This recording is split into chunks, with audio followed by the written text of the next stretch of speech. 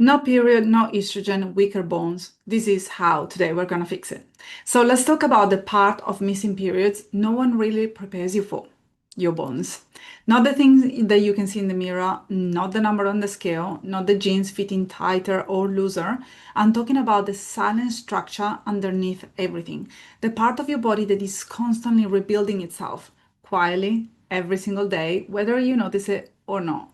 And when your period goes missing because of undereating, overtraining, chronic stress, fear, grief, or living in constant push mode, estrogen drops. And estrogen isn't just about fertility.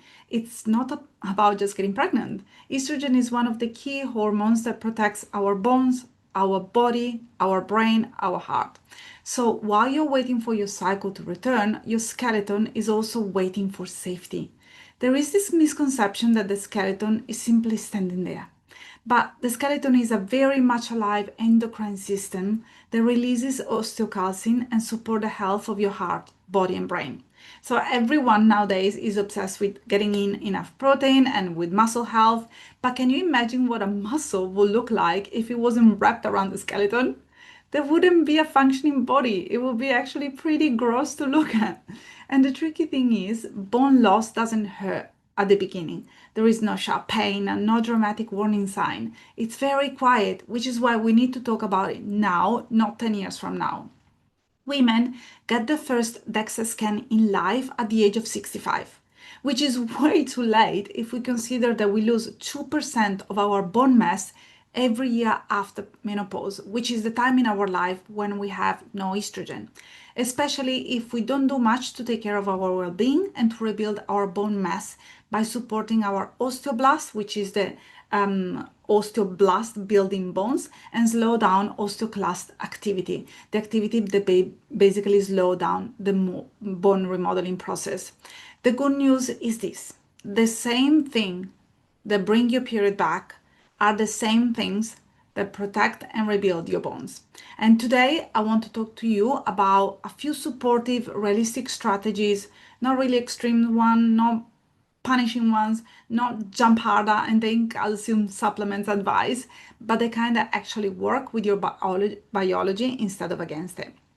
So the first thing that we're gonna cover today, obviously, and I know this is not the sexy answer that you possibly were waiting for, is eating enough with consistency. So we're not looking for perfection. We're not looking for clean eating. We're not looking for low carb, low fat, low calorie. We're just looking for enough. Enough of the food that you enjoy, enough of the food that for now makes you feel safe, enough of the food that is going to allow you to get your period back. Bones are living tissue. They're constantly breaking down and rebuilding, and that rebuilding process requires lots of energy. If your body is choosing between keeping your heart beating, your brain functioning, your temperature stable, and building bone, trust me, that bone always loses. So regular meals absolutely matter, regular snacks matter, eating on rest days matters too, and eating when you're not ravenous also matter.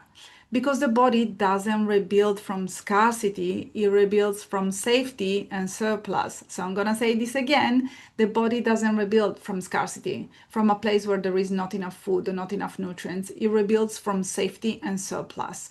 So what does that even mean? What does that mean to eat enough for your period to come back and for your bones to be supported?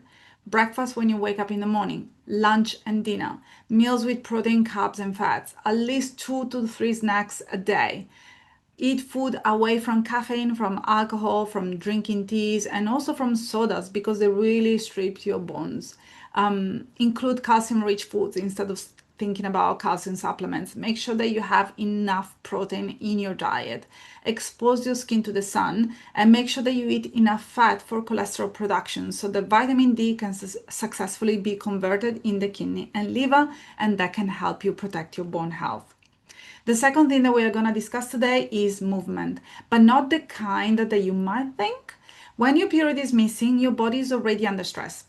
Adding high intense training, VO2 max type of training, the Norwegian 4x4 long runs or punishing workout often delays recovery. You're fully aware of that.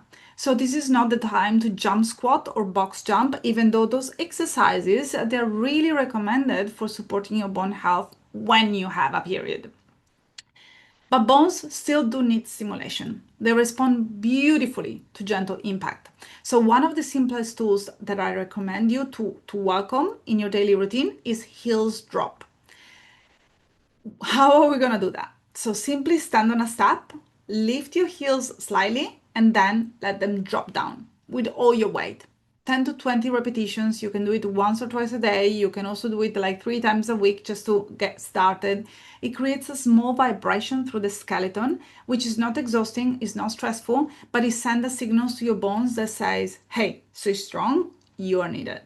So walking counts too, light hiking counts, and mind you, if you go for a hike, always pack the snacks with you, and dancing in your kitchen can count too, if that's your thing. Bone health is not built only in the gym. It's built through regular, gentle signals over time.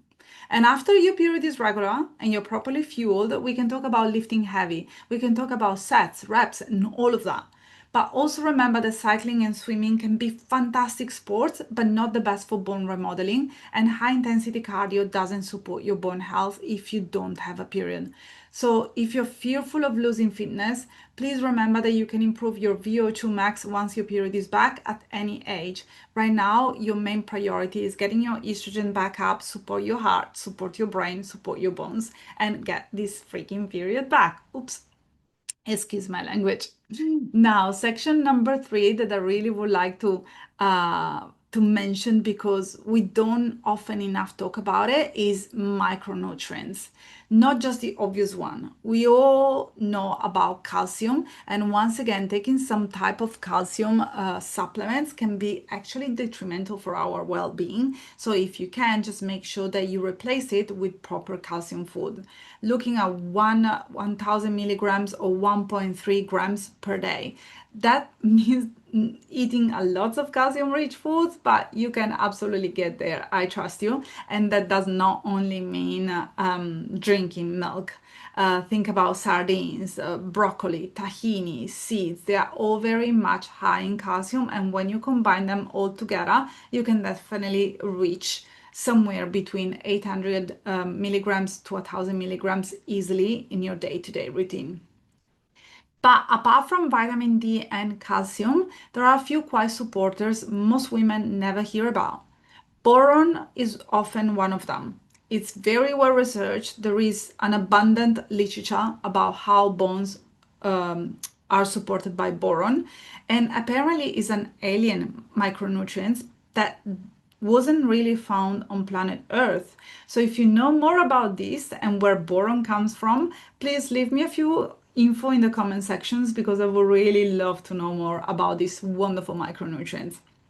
So boron is a trace mineral. It does help your body utilize vitamin D, utilize magnesium, and support estrogen metabolism. You can find boron in foods like prunes, raisins, almonds, avocados, and dates, but prunes are the most well-studied food when it comes to boron intake, and we're not talking about mega doses.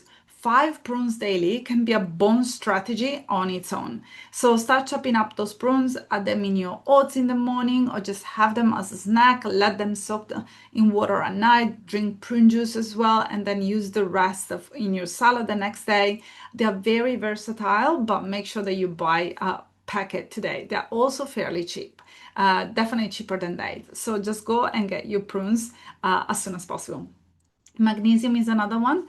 One of my favorite forms of magnesium is magnesium bisglycinates because it's so very gentle on the stomach, but also magnesium threonate is a really good option because it does cross the blood barrier. And especially if you're suffering from headaches, that can be a very useful magnesium to have in your kitchen pantry. Magnesium is involved in over 300 reactions in the body, including bone structure and nervous system regulation. Another vitamin that is very much needed also to help with the calcium absorption and vitamin D absorption is vitamin K2. And instead of letting settle, so it helps calcium into bones instead of letting it settle in soft tissues. So make sure that if you start eating more calcium-rich foods or if you're taking bone supplements, that you also add in the vitamin D plus K2 combinations. I'm also a big fan of getting enough minerals such as phosphorus and manganese. And normally there are supplements out there that contains a variety of these micronutrients. This isn't about supplements overload. It's about finding the right balance, fitting food first whenever is possible, and using supplements as a cherry on top, especially on days where you're feeling extremely depleted, where you haven't slept enough, where you have exercised possibly too much, or you haven't eaten enough. Another things that we would like to talk about today that it's really impactful when it comes to our bone health is looking at reducing bone stressors. So sometimes protecting bone isn't about what we add in, it's actually it's about what we reduce. So chronic sleep deprivation, that's a massive factor when it comes to bone health preservation. Excessive caffeine, excessive alcohol, smoking, of course, high intensity cardio, never taking rest days. These keep your body in survival mode. And survival mode is not a bone building environment.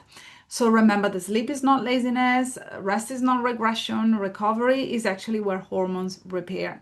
Your body rebuilds at night, not during the fifth workout of the week. Please remember that. And another piece that is really important is tracking recovery. So you know where we are going instead of throwing spaghetti on the wall, hoping the one is gonna stick. But don't get too obsessed by it. Your period returning is important, yes, but it's not the only signal. So energy levels improving, mood stabilizing, hunger cues returning, cervical mucus appearing, better sleep. These are early whispers that your hormones are coming back online. And when your hormones improve, bone protection improves too. So you're looking for trends, not perfections. Signals, not control. And I really would like to underline this part. You're looking for trends, you're looking for a pattern, you're not looking for perfection. So remember that bone strength doesn't come from punishment, but very much from nourishment and consistency. Your body is conserving, it's adapting, it's asking for support so it can switch back on your period and it can also rebuild your bone health. Doesn't matter how old you are. The same thing that bring your period back are the same things that keeps your bone strong for the next 30 or 40 years, not just for the next couple of years. So this phase isn't about doing more, it's about doing life in a much safer way based on what your body currently needs. You're not falling behind, you're building up foundations that most people ignore until it's too late. And if you take one thing from this video, let it be this. Your bones are not asking you to be perfect, they are asking you to be consistent, nourished, and patient. And if you want support, structure, and a step-by-step plan that actually works, check out the link below to join the Period Comeback Protocol. And make sure that you watch the next video, 7 things to stop doing if you want to get your period back. Thank you so much for being here with me today, and I'll see you next time. Bye for now.